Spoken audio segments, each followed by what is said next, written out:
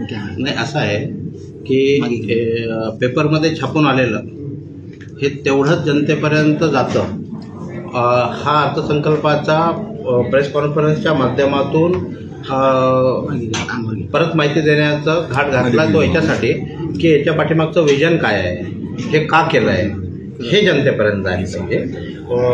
हे तुमचं म्हणणं एकदम मला मान्य आहे, एक सहमत आहे. आपण वेळ किती दिली?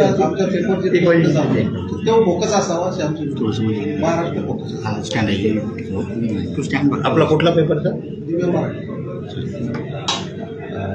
तुमचं म्हणजे ऐकावंच लागतं तसं ते ऐकून तर मी करणारच आहे. महाराष्ट्राचाच विषय माझ्या हातात आहे. परंतु ना, आपण भारताचे नागरिक आहोत. भारताच्या दृष्टीने भारत आत्मनिर्भर होण्यासाठी आणि भारताची विकसनाची गती जी 2047पर्यंत गाठायची आहे त्यासाठी केलेल्या उपाययोजना आत्तापर्यंत आम्हाला हेच शिकवलं सगळ्या राज्यकर्त्यांनी की अर्थसंकल्प म्हणजे मला काय मिळालं, परंतु देशाचं नियोजन कसं केलेलं आहे. आमच्या जळगाव शहरातल्या जिल्ह्यातल्या अतिशय प्रबुद्ध अशा नागरिकांना हे लक्षात यावं आपल्या माध्यमातून, हा या पत्रपरिषदेचा उद्देश आहे की आपण मला थोडं सहकार्य कराल अशी अपेक्षा आहे की ह्या अर्थसंकल्पाच्या निमित्ताने देशभरातल्या युवकांसाठी काय मोदीजींनी दिलं आहे, देशभरातल्या युवा वर्गाच्या चॅलेंजेसला मीट करण्यासाठी काय केलेलं आहे, तसंच कृषी विभागासाठी काय केलं आहे आणि आपण त्यामध्ये कसा हिस्सा मिळवायचा आहे, म्हणजे जळगावकरांनी काय नक्की आपण मागू शकतो हा विषय पण मी त्यामध्ये प्रामुख्याने घेणार आहे. या ज्ञान या चतुसूत्रीवर जेव्हा आमचे पंतप्रधान काम करतात त्यांची नीती ही गरीब, अन्नदाता, नारी आणि युवा ह्या विषयासाठी प्रामुख्याने काम करताना असं लक्षात घेतलेलं आहे की ह्या चारही घटकांना ॲड्रेस होईल आणि या वर्षभराचं प्लॅनिंग हे असलेल्या अवेलेबल रिसोर्सेसमध्ये कसं करायचं, त्याचबरोबर याचा फायदा ज्या ज्या गोष्टी आपण करू त्याचा फायदा हा देशाची सुरक्षा असेल, देशाची आत्मनिर्भरता असेल आणि देशाच्या GDPचा जो आम्हाला उच्चांक गाठायचा आहे, $5 ट्रिलियन इकॉनॉमी 2028पर्यंत 2030पर्यंत करायची आहे, त्याच्यासाठीचा हा पाया कसा असेल. त्यामुळे विकासाची गती देणारा अर्थसंकल्पामध्ये प्रामुख्याने रोजगाराभिमुख हा अर्थसंकल्प आहे असं एका वेळेत आपल्याला म्हणता येईल. परंतु तो कसा आहे तर 11.11 लाख कोटी एवढं भांडवली गुंतवणूक दिली. भांडवली गुंतवणुकीसाठी प्रोव्हिजन ही 3.4% GDPच्या हे करणारा हा अनेक देशांमधला प्रामुख्याने 2 किंवा 3 नंबरचा हा देश आपण म्हणू शकतो. किंवा आपल्याकडे आता आपल्याला गुंतवणूक करण्यासाठी एक वेळ असा होता की आपल्याला हँड टू माउथ होतं, खाण्यासाठी अन्नासाठी प्रोव्हिजन करण्याची गरज पडत होती, परंतु आज आपण आपल्या भांडवली गुंतवणुकीवर एवढा मोठा खर्च करू शकतो. अशा प्रकारचं चित्र या मागच्या 10 वर्षात आपण गाठलेलं आहे. तर 11.11 लाख कोटीच्या भांडवली गुंतवणुकीमध्ये आपल्याला असं लक्षात येईल की लॉंग टर्म विकासाचे प्रकल्प, रोडचे प्रकल्प असतील, त्याचबरोबर मोठ्या जलसिंचनाचे प्रकल्प असतील, या सगळ्या प्रकल्पामधून रोजगार निर्मितीला चालना देण्यात आलेली आहे. प्रामुख्याने महाराष्ट्रात जर घेतलं तर रेल्वेच्या विषयामध्ये पूर्ण भारतासाठी 15,940 कोटीचा अर्थसंकल्पचं बजेट आपल्याकडे महाराष्ट्रासाठी त्यातलं केलेलं आहे. त्यामुळे आपल्याला विचार केला पाहिजे की 128 स्थानकांचं नूतनीकरण यामध्ये होणार आहे. जळगावचं आपण म्हणालात त्याप्रमाणे 5 स्टेशन हे जळगाव जिल्ह्यातले आहेत अमृत भारत योजनेअंतर्गत. म्हणजे आणि त्याचबरोबर वंदे भारत एक्सप्रेस सुद्धा कालचीच बातमी आहे. सगळंच उठून एका दिवसात बजेटच्या दिवशी येईल अशी अपेक्षा आपण पण नाही केली पाहिजे. आपल्याला माहिती पाहिजे की आपण टप्प्याटप्प्याने त्या विषयामध्ये घोषणा होत असतात. सगळ्यात महत्त्वाचं महाराष्ट्राला जे मिळालं आहे ते वाढवणचं पोर्ट. हे वाढवणचा पोर्ट बजेटच्या आधीच झालं, बजेट दिवशी काय मिळालं असं म्हणून नाही चालणार आहे. तर बजेटच्या वर्षामध्ये हे आपल्याला जाहीर केलं की 76,000 कोटीचं जे इन्व्हेस्टमेंट आहे ते वाढवण म्हणजे डहाणूच्या जवळ अशा प्रकारचं पोर्ट होतं आहे. ते डीप ड्राफ्ट पोर्ट आहे. हा विशेष आहे, भारतातलं ते पहिलं पोर्ट असेल. आपल्याकडे जलवाहतुकीसाठी जे डीप ड्राफ्ट अवेलेबलच नव्हता भारतामध्ये, तो आता उपलब्ध झाला. बऱ्याच वेळा म्हणजे नेहमीच आपल्याला हे करायला लागायचं की डीप ड्राफ्टचे जे मोठे मालवाहतुकीचे जहाजं आहेत ते कोलंबोला यायचे. कोलंबोतून ते शिफ्ट व्हायचे, छोट्या जहाजात मटेरियल मग JNPTमध्ये यायचं. तर अशा प्रकारचं अवघड काम आता सोपं होणार आहे 5 वर्षामध्ये. साधारणतः 2029 पर्यंत ते पोर्ट विकसित होईल. त्यामध्ये 76% वाटा हा JNPAचा असेल, जवाहरलाल नेहरू पोर्ट अथॉरिटीचा, म्हणजे केंद्र सरकारच्या अखत्यारीत आहे, आणि 26% वाटा हा महाराष्ट्र सरकारचा आहे. त्यामुळे वाढवण पोर्ट हे पुढील काळामध्ये एक मोठं व्यापार केंद्र, आंतरराष्ट्रीय व्यापार केंद्र होईल. युरोपात जाणारं संपूर्ण प्रकारचं जलवाहतुकीचं, आपण जेव्हा मेक इन इंडियाचा नारा दिला, ज्यावेळी आपण आत्मनिर्भर भारत या मिशनमध्ये अनेक डिफेन्स इक्विपमेंट भारतात बनवतोय, एवढं मोठं अन्नधान्याचा एक्सपोर्ट करतोय, फार्मा साठीचे जे सगळ्यात मोठे प्लांट भारतात आलेले आहेत, त्याचा एक्सपोर्टसाठी लागणारी फॅसिलिटी ही प्रामुख्याने महाराष्ट्रात होते आहे. त्यामुळे आपल्याला महाराष्ट्राचा एक आनंदाचा भाग असा आहे की तो महाराष्ट्रात तर आहेच, पण आपल्याला जळगावपासून सुद्धा बऱ्यापैकी जवळ अशा प्रकारचं पालघर जिल्ह्यामध्येच ते आहे. त्यामुळे एक्सपोर्टर्सची सुविधेसाठी ह्या मोठा बदल यातला होईल. दिल्ली मुंबई इंडस्ट्रियल कॉरिडॉरसाठीचं आपण बजेट दिलेलं आहे. त्याबरोबर आपल्याला विचार केला पाहिजे गृहनिर्माण विषयासाठी. पंतप्रधान आवास योजनेमध्ये ज्यांना बेघरांना घर ह्या विषयामध्ये किंवा ज्यांचं पहिलं घर आहे अशांना घर देण्यासाठीची जी सबसिडी आहे ती पुढे कंटिन्यू आपल्याला परत 2 कोटी ग्राहकांना हे दिल्या जाणार आहे. नदी पुनर्विकास प्रकल्पामध्ये महाराष्ट्रातलाच विचार केला तर नाग नदी ही नागपूरची आणि मुळा मुठा नदी ही पुनर्विकास असं 690 कोटी रुपये आणि नाग नदीसाठी 500 कोटी रुपये अशा प्रकारचं केलेलं आहे, तरतूद केलेली आहे. ग्रामीण रस्त्यांचं तर जाळ्यासाठी महाराष्ट्र सरकार तर करतंच, मुख्यमंत्री ग्रामसडक योजना आपल्याकडे आहे, पण त्याच्या व्यतिरिक्त त्याच्यातला पुढे भाग म्हणून ग्रामीण रस्त्यासाठी केंद्र सरकारने सुद्धा 400 कोटीची तरतूद केलेली आहे. इकॉनॉमिक कॉरिडॉर व्हावा. आपण पाहिलं समृद्धी हायवे झालेला आहे. समृद्धी हायवेच्या बरोबरीने आता वाहतूक सुरळीत होते आहे, परंतु त्याच्या जोडीला इकॉनॉमिक कॉरिडॉर सुद्धा व्हावा. त्याच्या अलॉंग द पाथ अशा वेगळ्या प्रकारच्या इकॉनॉमिक ॲक्टिव्हिटीजसाठी सुद्धा काही प्रोजेक्ट्स महाराष्ट्र सरकारने दिलेत. त्यासाठी 466 कोटी रुपयाची तरतूद केलेली आहे. ग्रामीण रस्ते जोडणे वगैरे तर ते आहे सगळं. 13 लाख फॅमिलीजना पंतप्रधान आवास योजनेमध्ये आता परत घरं महाराष्ट्रातली मिळतील अशा प्रकारची योजना आहे. लसीकरण अभियान साठी सुद्धा प्राधान्य या आरोग्य सेवेच्या विषयामध्ये दिलेलं आहे. 1700 कोटींची तरतूद पोषण अभियानासाठी केंद्र सरकारने केलेली आहे. नवीन वैद्यकीय महाविद्यालयांसाठी वैद्यकीय शिक्षण क्षमता वाढवायची आहे. म्हणजे आता ग्रामीण भागामध्ये आपल्याला डॉक्टरची कमतरता जाणवते.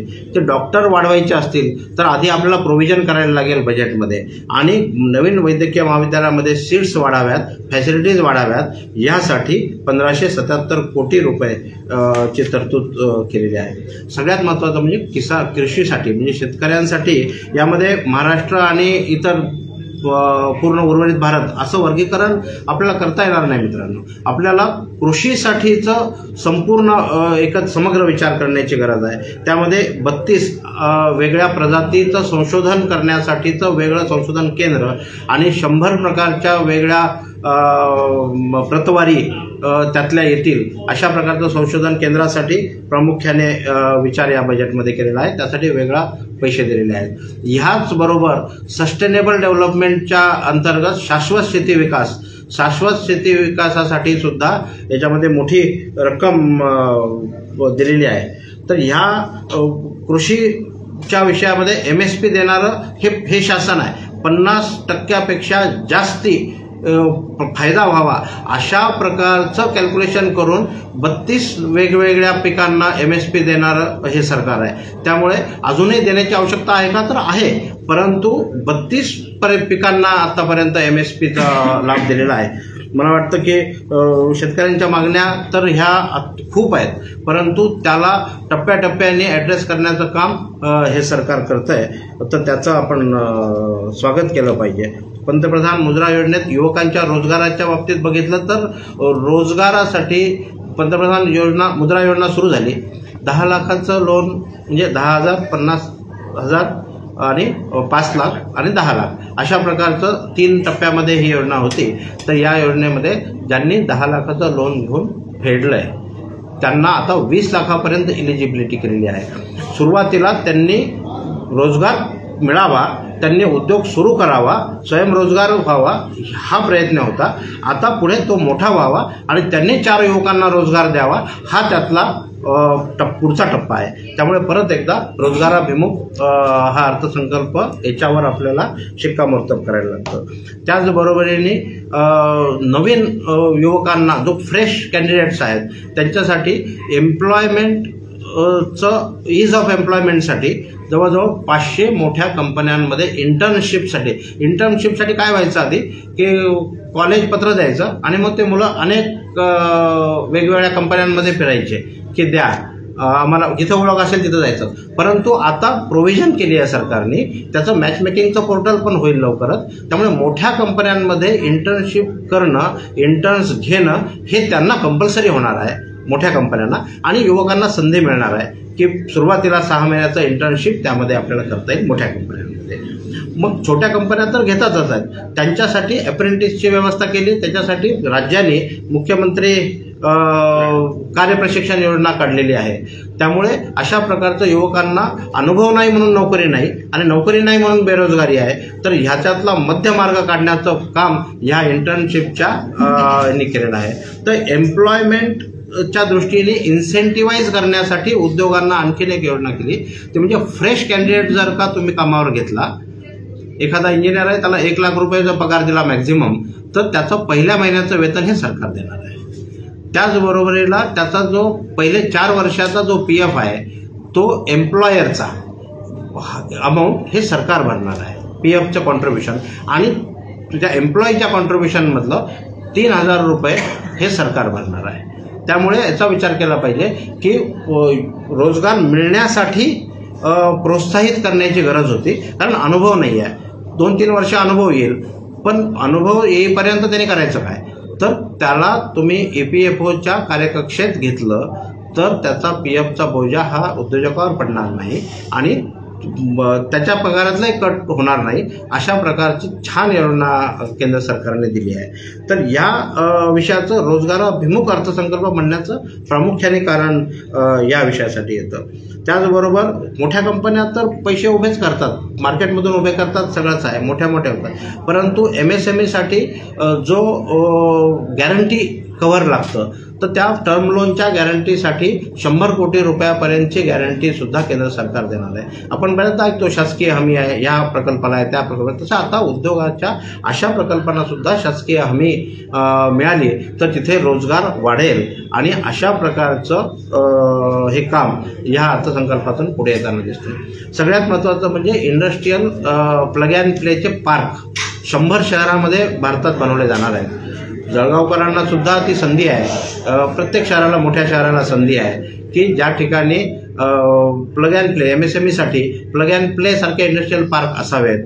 तर आपल्याकडे कुठल्या प्रकारचं ODOP म्हणजे 1 डिस्ट्रिक्ट 1 प्रॉडक्ट जे काही सिलेक्टेड प्रॉडक्ट्स असतील त्यासाठी असेल किंवा इतर प्रॉडक्टसाठी सुद्धा आपल्याला इंडस्ट्रियल पार्क मिळण्याची शक्यता निर्माण झालेली आहे. तर प्लग अँड प्लेचे इंडस्ट्रियल पार्क हे 100ची प्रोव्हिजन यामध्ये केलेली आहे. तर या